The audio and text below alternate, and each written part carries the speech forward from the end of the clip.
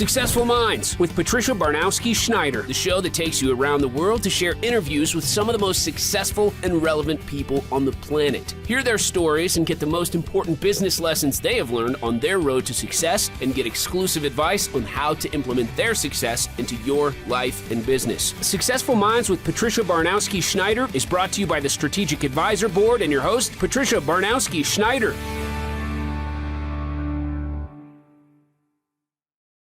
Hello and welcome back to Successful Minds. I'm your host, Patty Baranowski-Schneider. Today I'm joined by Priya Bains, PhD in Industrial Organizational Psychology, helping businesses innovate and grow 10 times faster using proven methods from motivational, goal setting, creativity, team dynamics, and leadership research. She has lots going on, so I'm going to leave it to her to tell you more. So I guess, can you start by giving us a brief introduction to your work and how you became interested in supporting highly creative individuals and innovators? Tell us a bit about yourself. I think I am probably a little bit of my own client, and I'm actually just starting to see this now more so than before when I started this work. But creatives just sort of kept coming to me, and I didn't have a definition for my client at that time. I knew there were certain characteristics in common. And so I started saying, well, they're creative thinkers. And, I was working with coaches and they said, that's not a thing. That's not a thing. Right. And I was like, no, they think creatively. And they're like, you mean paint? And I said, no, the thought process, it's creative. And everyone at that time, no, it's painting. And so I went through this whole frustrating process of it's not painting, it's more than painting. So ultimately I started defining it as creativity, innovation, and that type of creative thought tied to innovation. And everyone can innovate. It's not sort of the domain of a special person, because I've spoken to people and they've said, inventors. And I'm like, yeah, it kind of, people start picturing that person tinkering in the garage. I was like, this is beyond that.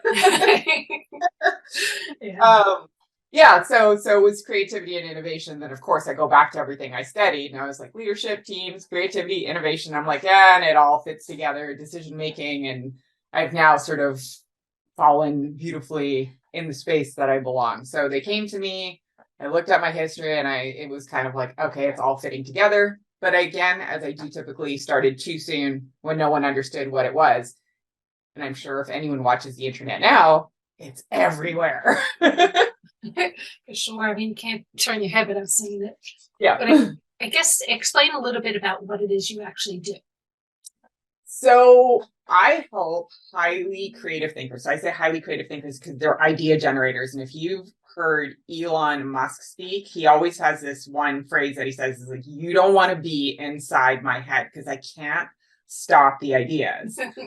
So maybe not Elon Musk, but people who have that tendency to constantly generate ideas, right. I help them focus on the right ideas, focus in the moment, focus during the week, focus during the month in the right way. And so it's not the same kind of focus. It's a different type of focus. And then figure out their own personal creative workflow and how they can use that to their advantage without being rigid, because creatives don't work in rigid environments. They get bored, I know. And they can't follow it. They can't even if they tried, they can't do it. And then many of them start to think they have ADHD, and it's like, no, you don't. You're just really creative and you're trying to work in a non-creative way. Right. It's great. And I mean, I'm no Elon Musk, but I know, like, even have a conversation with somebody as people are talking, it's not that I'm not paying attention, but I'm already 3-4 questions in on what else I could say, and I cut people off and they're always like, that's rude. And I'm like, but I have all this, I'm no Elon Musk, but I know what that's like, because it's like your mind doesn't shut off. You think, what else could I say? How else did you try this? Did you, and it gets to be so insane. It's exhausting. I have a habit. If I have a certain idea, it's going to last for a moment and then it's gone. So the people I work with, I advance apologize and say, you might get an email from me with an idea. It doesn't mean you need to do anything with it.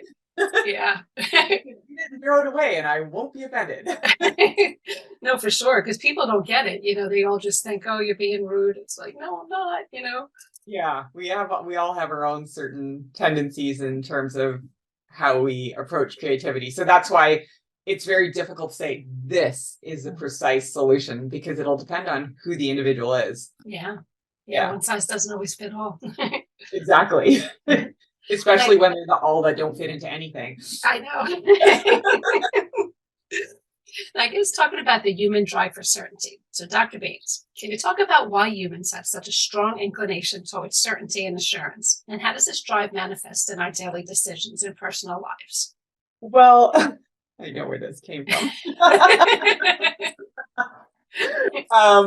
Because so from my perspective, it's a sense of safety. The more we can predict, the more we can plan, and the more we can take actions and say, okay, I controlled my environment, right? So it's a sense of wanting to have control and predict the future and know what's coming. And, so we don't die. We don't want to die. Most of us. So it sounds relatively simplistic, but we do look for that certainty from ourselves, our leaders, and for some people that'll look like wanting to control the behaviors of others. And so I always say, and I actually think the world would be a more beautiful place if we approach it this way, and everyone does. Before you try to control anyone else's behavior, control your own. And if you can't, then don't even try to control anyone else's behavior, because you can't control your own. Right. Yeah. If the world did that, oh God, it might be a better place. Yeah.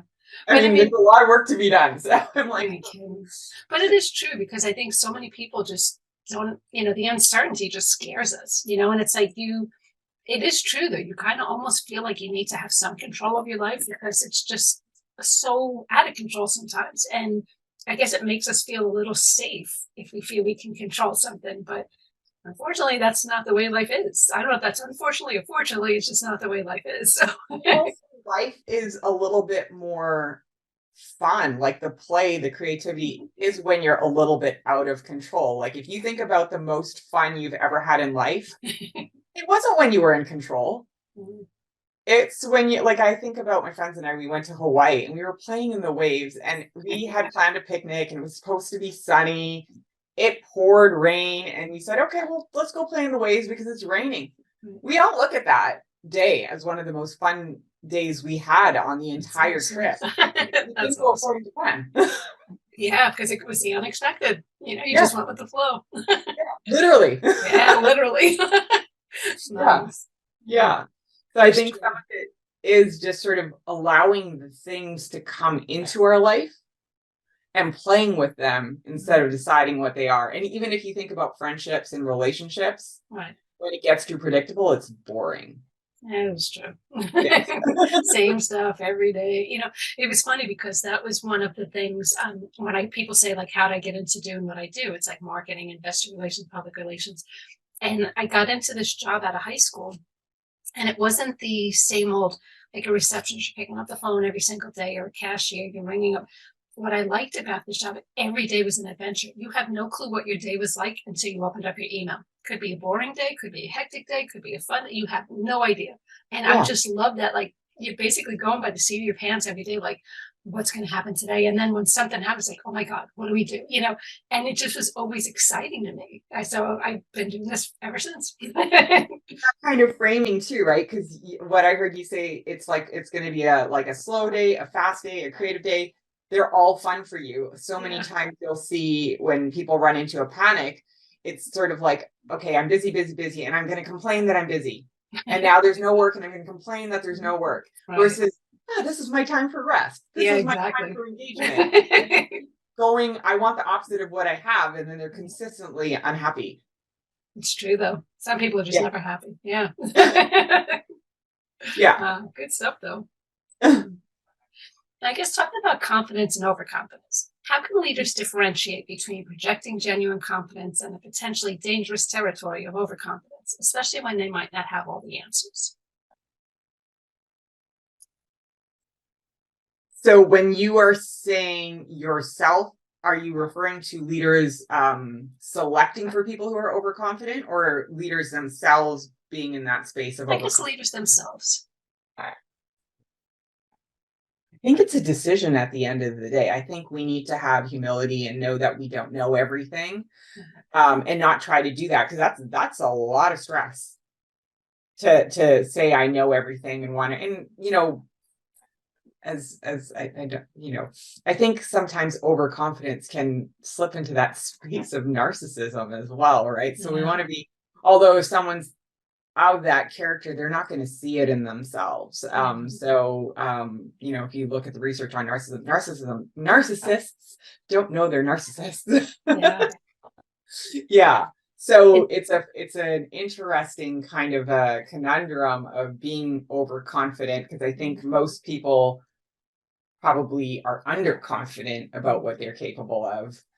Right. And then there's the few exceptions. Yeah.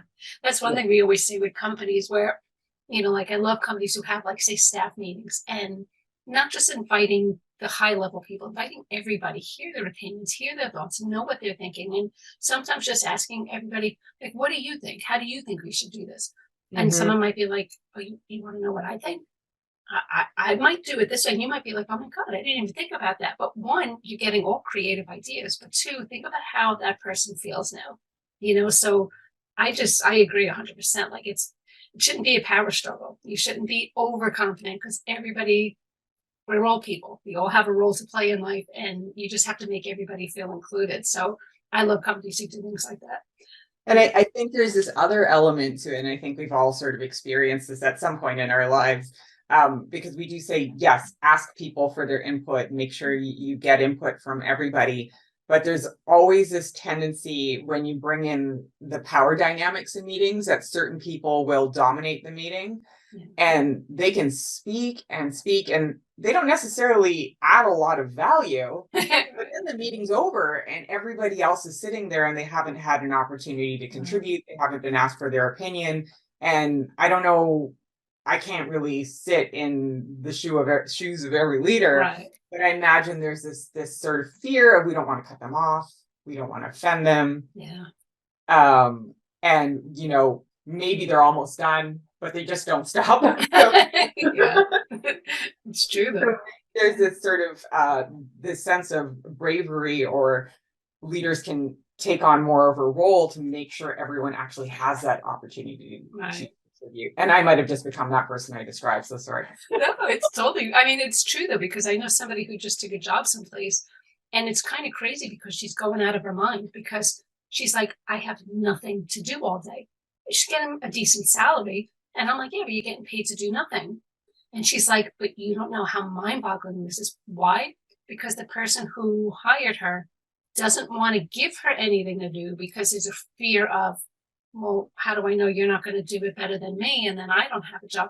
And it's, she's like begging, saying, well, I'll answer phones and then give me something to do.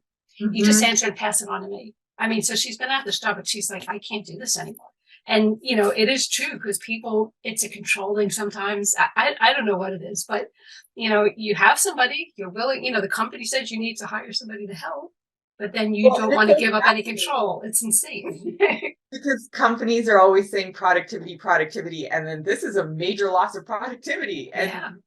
Well, the person's doing all the work, but it's like, couldn't you be doing more or different work if you passed on some of the stuff to, I mean, like, I'll just say, growing up when I was going to the work, everybody else was pawning off all the work on me, and they were just leaving, going to parties. But at the end of the day, I got experience. Not that I'm saying it was right what they did, but, I was hired to do a job, and they were doing what they wanted to do. So you have to kind of find a happy medium in there somewhere, but I guess it's how people think, And I think those are sort of the challenges of leadership. It's because you can't monitor everyone all the time. You can't have access to all the information all the time, but to somehow observe patterns. I think if in meetings and things, if we observe, there are patterns of behavior, and they tend to leave the meeting room as well. And for leaders to look at those types of patterns and go, hey, does this person even get a chance to contribute? Because that person's doing all the talking. It seems like they did all the work. Yeah. What's happening here? And to check in. It's crazy, because years and years and years ago, I remember when I said I was doing all the work, and somebody, they were all leaving. And I had finally reached the breaking point when I heard somebody telling, like, one of the high-end people, oh, I'm exhausted. I was working so hard on this one report that I did. And I'm like, she don't even know what's in that report. And that's when I finally had a meeting, and I never speak up, but I was like, I'm done. I'm like, you need to know. And they're like, I know, Patty. They're like, you didn't need to tell me. I know. And I'm like, well, thank you. Because I'm like, but yeah. Yeah. But those people sometimes, and I'm this actually, I was having a conversation about this with somebody earlier today, but how people with those qualities taking credit, not doing the work, and over embellishing their contributions, those people tend to get promoted. And they end up in leadership positions, and that causes new challenges. You're not kidding. It's like, what's the secret? Okay, so moving on. Now you talk a lot about like ADHD and anxiety. So ADHD and anxiety seem to be common among the creative population. So how do these conditions impact the creativity and productivity of the individuals you work with? So I have a bit of a theory around this, and I don't have the research on it, but every time I've had a theory on something, it's really interesting that after a while, psychologists will come out with the research and say, well, this is what it is. So now I'm not going to say ADHD is not real, but I think for some people it isn't in this way that they're experiencing it. Let me put it that way, because they're hyper creative, they're intelligent, they're capable. And if you have all those qualities, for example, this girl you're describing with the job where she's not doing any work. Right. And if she's very intelligent, hyper creative, and she's in that work environment, she may start to believe she has ADHD because there's this energy to create and to produce, and there's nowhere to put it. Right. And so it creates this like agitation in the body. Right. And that means like, I can't sit still. I'm going to be here. I'm going to be looking at that. And also we live in this environment, which is designed to distract us. So if we have all this energy in us to create, and there's nowhere to channel that energy, it's going to be anxiety, depression, ADD, all of those types of things are going to come up. And to really know where and when to channel that energy and move it forward. I have like a really silly example of this, which someone would describe, and it happened last night. Went out for dinner last night, and I woke up in the middle of the night, and I was like, did I bring my umbrella home?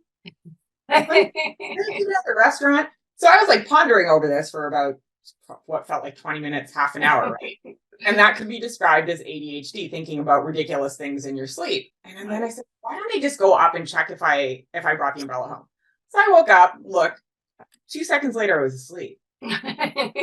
Wow. So it's obviously important to you. It's really silly, but those are the types of things that someone would say that's an ADHD, but there's some energy in us to take action and do something, and we're not doing it. And I would have been up all night had I not gone to just be like, is the freaking umbrella there? And if it wasn't, I could have picked it up the next day. It's not a big deal. Yeah. But at least now you know. No, that is true though. You think about stuff and it is true. Like I'm talking to my mother-in-law the other night, and I'm in bed and I was like, oh yeah, she did ask me to pick something up for her. And this is what's in my head. So like a day later, she just happened to say, oh, before you forget. And I said, she's asked me to pick it up. I'm like, I was thinking about this last night. It was almost like something unsolved or undone that was still in my head that woke me up to remind me. I'm like, I wish I could understand how the brain works. Yeah, I think that's kind of the nature of it. Like I can give you another. This happened to me in university, and I probably could have turned this into a lifelong challenge issue if I wanted to. I had a paper due.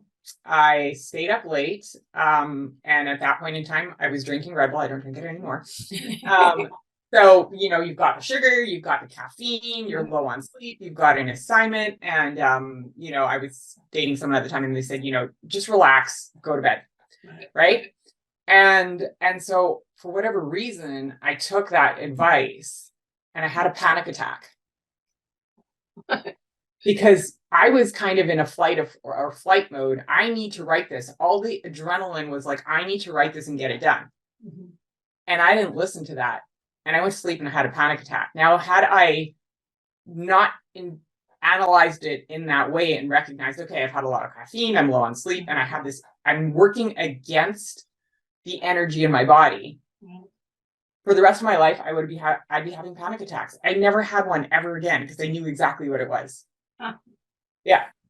Wow. So that's why I think Yeah. Hey, I mean, your body definitely knows what it's doing, except we just don't have the secret manual for it. But you found the cheat sheet at least. Yeah. So I would tell you, if this happens, and I want to hear from you, if you have this kind of energy over the next couple of weeks and you follow it, just I would love to hear from you how it goes, or anyone who's even listening to the podcast, if there's opportunities to comment, I'd love to hear how it goes. Yeah, for sure. I mean, I want to know. Yeah. I guess you mentioned that many of your clients self-diagnose. So why do you think this is? And what would you suggest to someone who believes that they might have ADHD or anxiety, but hasn't seen a professional for a diagnosis? If it's not enough to see a professional, don't diagnose yourself. So one of the things with the internet, right? There's hundreds of people, professionals, non-professionals, providing criteria for diagnoses. And I don't know if you've noticed, but I've noticed they just get longer and longer and more all encompassing. And I'm like, this could literally apply to anybody. Yeah. It's So true. now it's become meaningless. So I think if somebody's really concerned, one of the key criteria in the DSM is that it's got to negatively impact the quality of your life. And if your life is not being impacted negatively, then there's really no issue to be addressed. Right. And don't compare yourself to the top performer. Most of us are average. Right. So if you're saying my life is being negatively impacted because I don't perform like Elon Musk, no, you're fine. Yeah. Right. It's good points. Yeah. So to sort of think, is my life relative to the average person around me? Am I doing that badly, or are my expectations too high? If your expectations are too high relative to the average person, you're probably fine. Right. If you're below that and things are exploding all the time, then go talk to a professional, but don't bother self-diagnosing. There's no value in that. You're just going to be stressed out and solving a problem you probably don't have. Right. Yeah. Yeah. It's funny because I watch shows like ER and things like that. And I see, they do stuff like that on the show where there's people in there and they're pulling up WebMD and the doctors and they've taken notes and they're, well, this says this. And they're kind of like, I've got all the experience. You've got an app. I mean, who do you think knows more? And it is true because people, especially with the medical field, what's covered, what's not. Everybody wants to self-diagnose. They're Googling everything. Like I actually was just Googling something before, just hypothetically. There was like hundreds and hundreds of this works, this doesn't work. It's absolutely like, it depends what you want to hear is the one that you're going to go to, So if people want to think that they have a problem, that's what they're going to listen to. If they want to say, no, I don't, that's what it's all, I always make a joke. If it's on the internet, it must be true. You can't follow everything. I mean, go to a professional who knows what they're doing, And if it's not bad enough to talk to a professional, it's not that bad. Yeah. Yeah. Yeah, your friend or your neighbor probably it doesn't have the right answer, but you have to go to a specialist who's trained in that, Yeah, and these definitions, they also tend to adjust and transform as well. Psychology is an interesting thing. It's different with a medical diagnosis. The symptoms, you can see them in the body. Right. Psychology it tends to shift a little bit because it brings in social dynamics, and a lot of things are decided on based on consensus. So it depends on the culture, right, and all these types of things. So it's a little bit trickier with psychology. And I don't work with the clinical aspects of it. Right. And even when I work with people who do have ADD, ADHD, I tell them to work with their professionals, their therapists. Right. I do my work. Right. And we don't address ADD. We don't address anything directly. It's just the business, the work, the creativity, innovation. But then something happens and they're like, yeah, I'm fine. I don't need it. And they'll go to their therapist. I have nothing. I don't recommend anything. I don't tell them to reduce medication. I don't tell them to walk away from their therapist. I say, if you need this, you should go work with a professional. This is not what I do. But something magical happens and things start to shift. And I can't. It's because I think it's just as they learn how to work with their creative flow, the stress in their body starts to go down.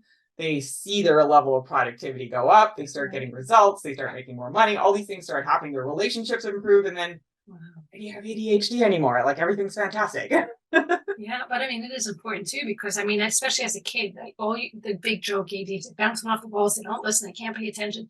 and you're taught that that's a bad thing. But now when you're teaching them that that's a good thing, and you know what you can do with that, think about the stress that takes off of people. Like, wow, I don't feel like a loser now. I mean, I have all this capability. So, I mean, that's important that people understand that. Like, it's not comfortable. I don't feel comfortable sitting in a desk. I mean, we train ourselves, but it's not natural. We're supposed to run around. We're supposed to do things and jump off things. And yeah, I mean, that sitting is for educational. I'm going to tell you another silly story. So I used to do autism therapy, and one of the kids I worked with, very hyper, very playful. And the teacher said, he's got a behavior issue. He won't sit still. And I said, what's he doing? And she's like, well, we'll tell him to sit in circle, and he'll go to like one of the PlayStations. And then I said, well, what do you do? And she's like, well, I go follow him to get him. And then I was like, does he look at you from the side of his eye and go to the next station? She goes, yeah. And then I was like, do you follow him? And she goes, yeah. And I was like, he's playing tag. He's what? He's playing tag. Ah, that is so funny. So he's looking at her out of the side of his eye, going, are you going to follow me? And he's running to right. He's following, and she's saying he has a behavioral disorder. I'm like, no, he's playing tag, and you got caught up in his loop. That's awesome. Yeah, I guess if she don't understand, how to deal with somebody like that, I mean, how right away you're just labeled bad. Wow. Yeah, that's amazing. So it's yeah. So I think it's like we have to really observe and be aware of how other people are acting and how we are ourselves. Right. And we don't do that enough. Yeah. And we don't do it for ourselves, and we don't do it for other people. And there's this magical thing that happens when people feel seen. That is true. Very good.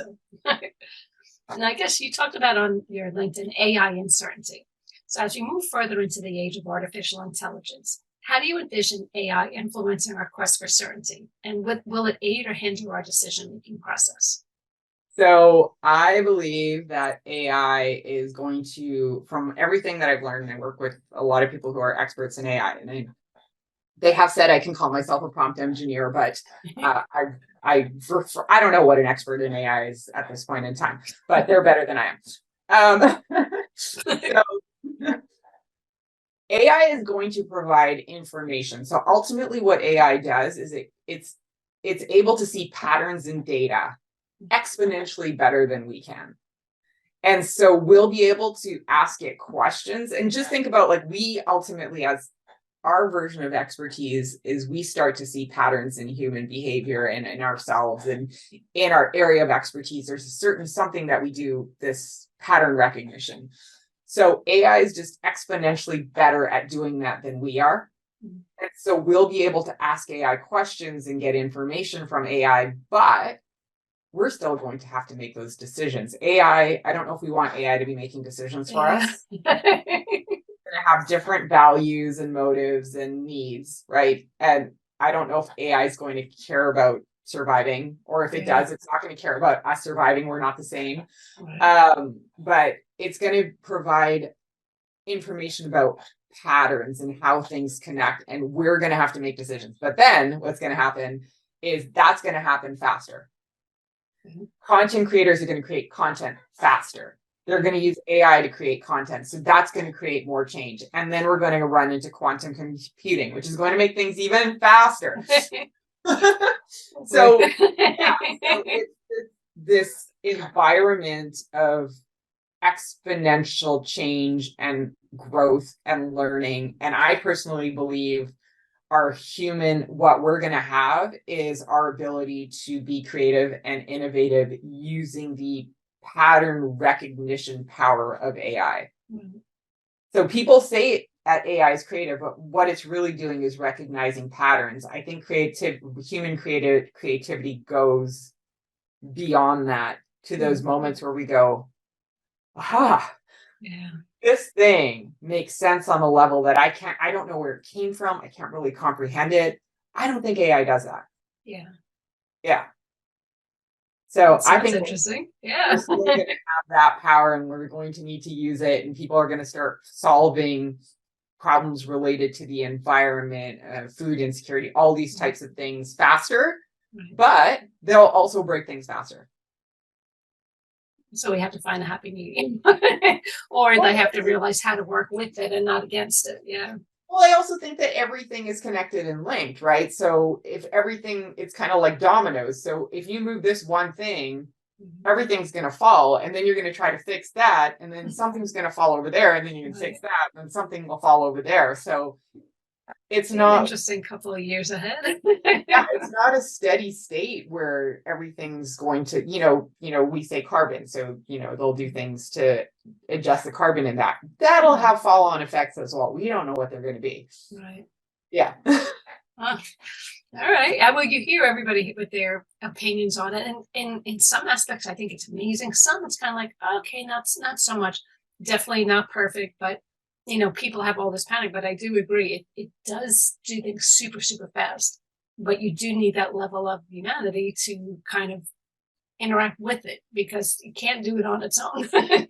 No. Yeah. Well, it might actually. There are. No.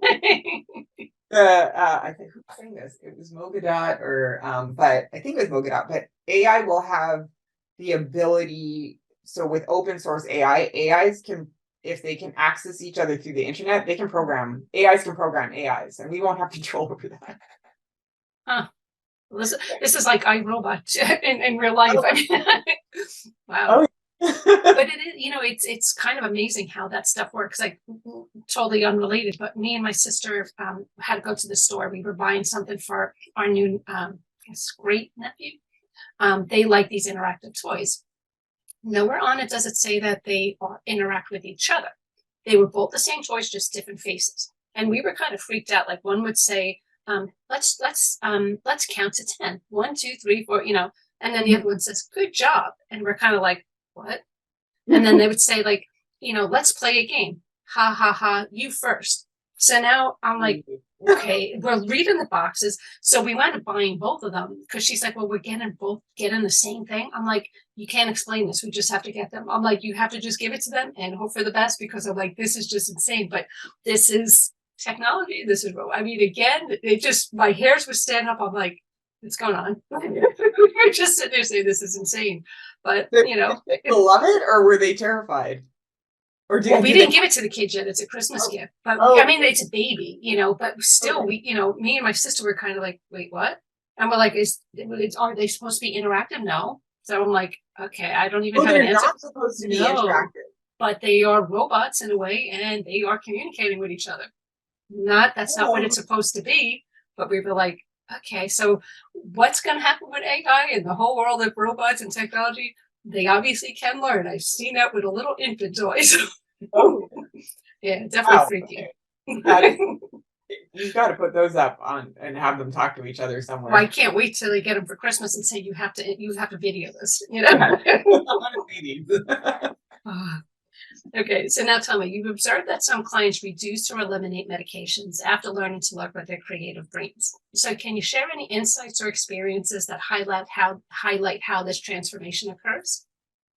So I take clients through a process of understanding their creative workflows, how to sort of really pay attention to. So I was talking about that energy of action versus inaction, to really pay attention to that, and then to really communicate and understand what their emotions are telling them. And we don't do that a lot. Most people are, you'll hear this is like, manage your emotions, don't feel it. And I'm like, put those out there. Like, I'm be an emotional, like, I want it all out there. Right. And it's an amazing thing that when people get that permission, something happens. Mm-hmm. And again, so through that process of really understanding how to really connect with that internal physical energy and their emotions, and then having systems and processes and all the strategy and all the that stuff, they tend to calm down. And then they'll just go to their therapist and say, I don't need this anymore. Yeah. I guess it's true with having the permission, because I've seen that with some people. Like, it goes back to how they were raised. Like, say, for boys, you just don't show emotion, you don't cry. Or some girls they didn't have that loving family. So, you see them, they're upset, but they won't show it. or they're happy, but it's not professional. And, I just always say they're like bursting at the seams, but it's just not how they were taught how to express it. And, it's almost like once they start to, they're like bouncing off the walls, they express it, but then they reach that, okay, now I know that I could do that. And you feel much better. And you don't, yeah, that's awesome. And so you help people break out of that shell, I guess, so to speak, right?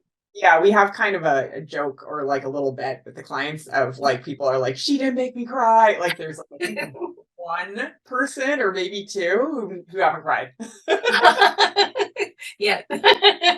Yeah. That's awesome. Yeah, kind of like it's like a joke that we just kind of have that, this little playful thing, because at some point, even the toughest person is just going to something happens. But think of how many years people have not done something. So it's kind of like recreating the wheel on getting them to understand that all the years that you didn't think it was okay, it is okay. That's a hard nut to crack, but I'm sure they will be amazed and just relieved once they finally get through.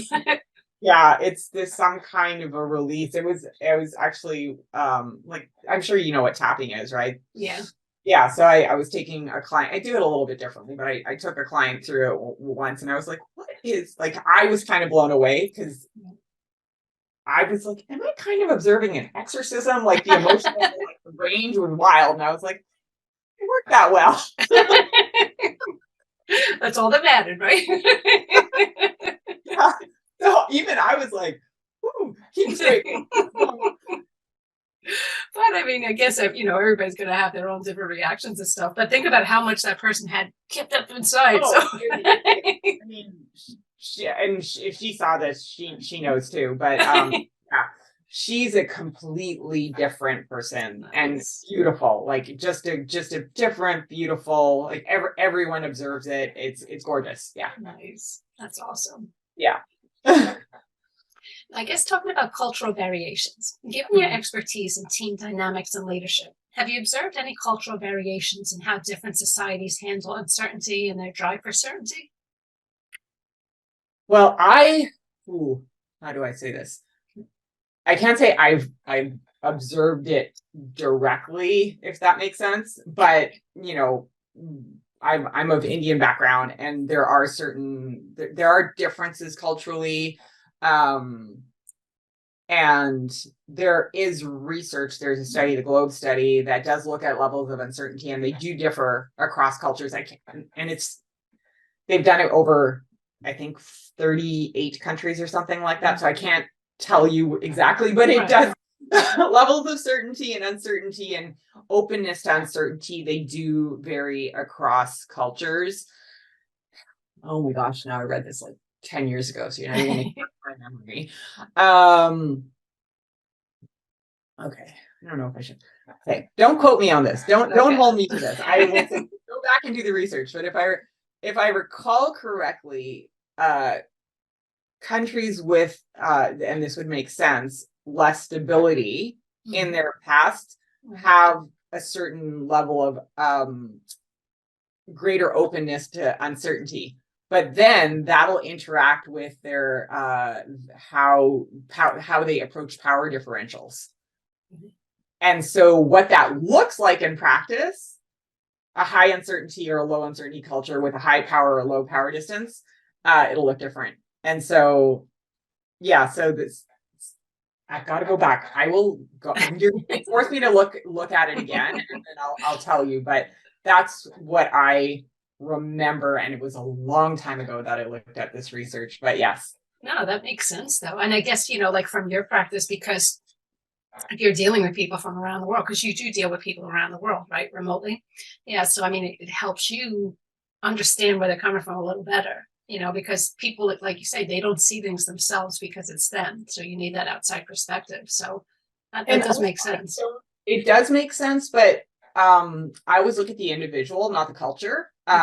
People will be influenced by their culture. And so I don't start with a cultural model. I start with the individual and how they. Why did we get a thumbs up? I know, that's what I'm just saying. I have no clue. I think that was me. I think I was talking. And that was so awesome. Do it again. When you did, I'm like moving my mouse. Like, did I do something? I think it does it look at our fingers? We'll find Yeah. out. Oh, here's the robots. See, we were just talking about they're learning from you now. So I don't start with a cultural frame. I look at the individual. Still on this thumbs up. they'll bring their cultural frame and their experience of that cultural frame, because you've got country culture. You're going to have, are they from the city? Are they a rural area? Are they, family culture, extended family, local family, corporate? Like, it just all plays in. So it depends on how any individual sort of interacts with that. So I don't come with a frame. I let them define their frame. That's awesome. And that is good. So it's not like that stereotype sort of thing where you're from here, so you have to be this way. That doesn't necessarily always be that, it doesn't mean that. Nice. Yeah. I had that. This was years ago. I'm certain things have changed, but I'm Canadian, and I was in the US, and I was in a sociology class talking about culture. So I was like, everyone here gets it. And I told Americans that they have a culture. That did not fly. They did not like that. And so that was my sort of thing, because I was like, Canadians, Americans, we're all the same, blah, blah, blah. And I was like, no, we're not. I know people are very territorial, And it's just now, I think I was listening to a podcast just 2 days ago, and they were talking about, the culture in Texas is so different from the culture in LA, and it's so different from New York. And that's what I was pointing out years ago. Right. They did not like it then. Well, apparently now we're in the world of everybody has an opinion and everybody's outspoken. So I guess anything goes nowadays. So. Yeah, which is why it's harder to sort of define culture, and also we're crossing boundaries so much, right? So people are traveling, we're exposed to other cultures, so that's going to change how we approach things as well, and what we internalize. So very true. Yeah. So how do you help clients who have very big visions to break down their goals into actionable steps? And then what advice do you have for someone struggling to make progress on a big idea? So I don't get them to break down their goals into actionable steps. We start where they are, and we don't actually throw away the big idea, but we metaphorically throw away the big idea. Okay. Because that's what happens with creatives is you'll create steps with somebody who's hyper creative, and they're going to have 375 ideas for every single step to the big vision. And by the time you get to step 3, every single idea they've come up with is irrelevant, because the entire culture, the environment, the business environment, the marketplace, it's different. So typically, if they try to figure it out, they can't. And they just spin and spin and spin. So we say, okay, respect the big idea and throw it away. We'll get there when we get there. No, that makes sense too, because again, if somebody, think about that, if they have that many steps per idea, I know what they're probably like 33 and a half hours just constantly thinking about it per day. I mean, people do anything. So don't even look at it. Doesn't mean you won't get there. Doesn't mean you won't do it. Just might reroute. That's all. It's not relevant. I guess to wrap things up, what's one piece of advice or resource that you think every creative individual should know about, especially if they struggle with overwhelm or mental health challenges? It's very simple. It's very boring. It's very popular. Pomodoros. What was that one? Pomodoros. Like work for 25 minutes, take a 5-minute break. Okay. Start there. Okay. It's so boring and so popular, and people will be like, I don't need it. Start there and just see what happens and experiment. That's what I will say.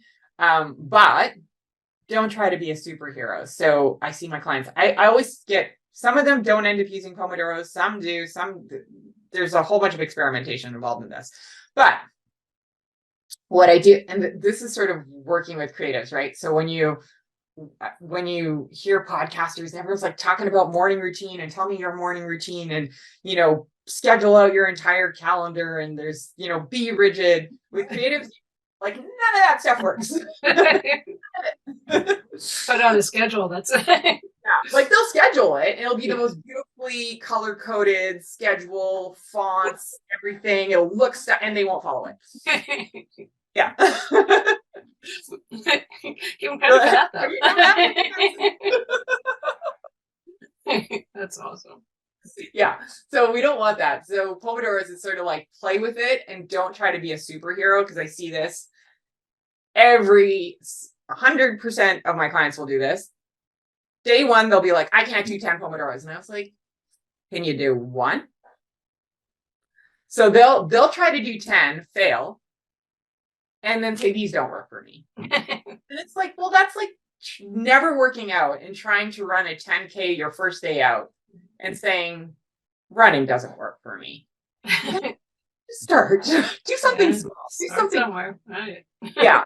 And that's the thing is, it's like when you have this sort of creative and these really big ideas, it's everything is so hard and there's such a superhero mentality and I want to do the biggest, best thing humanly possible that people tend to give up before they even begin.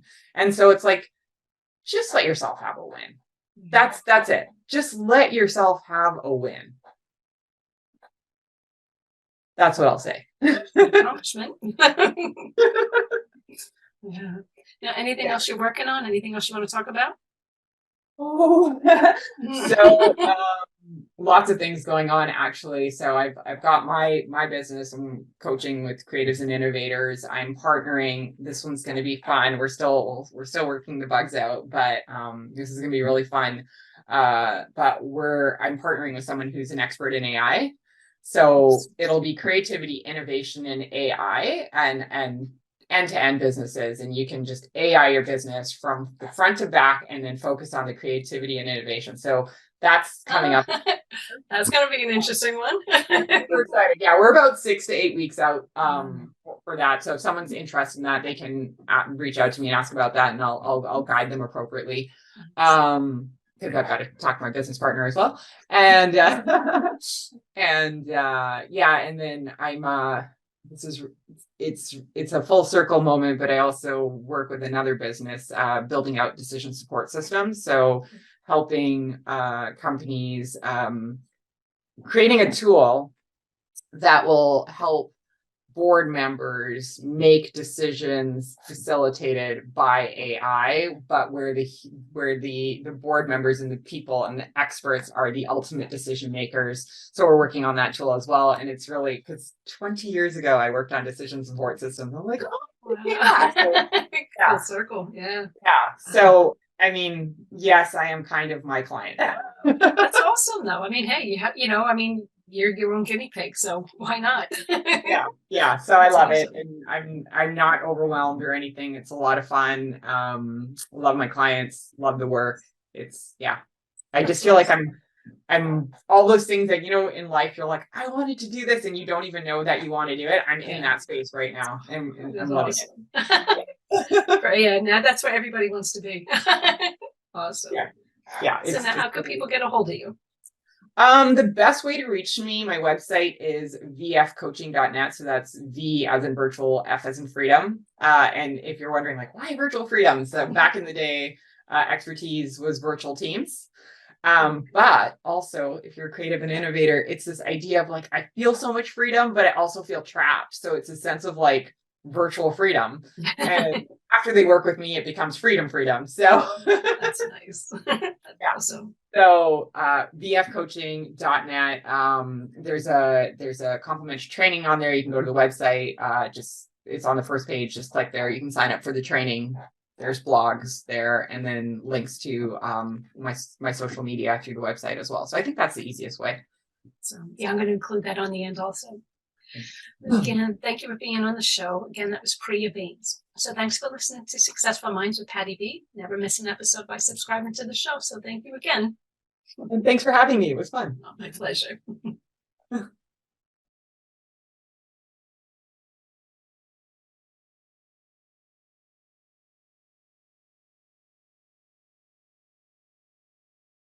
Thank you for listening to Successful Minds with your host, Patricia Barnowski-Schneider. Please leave your feedback and visit strategicadvisorboard.com to get the latest and greatest business advisement on the planet. Follow us on social media for updates, and we'll see you on the next episode.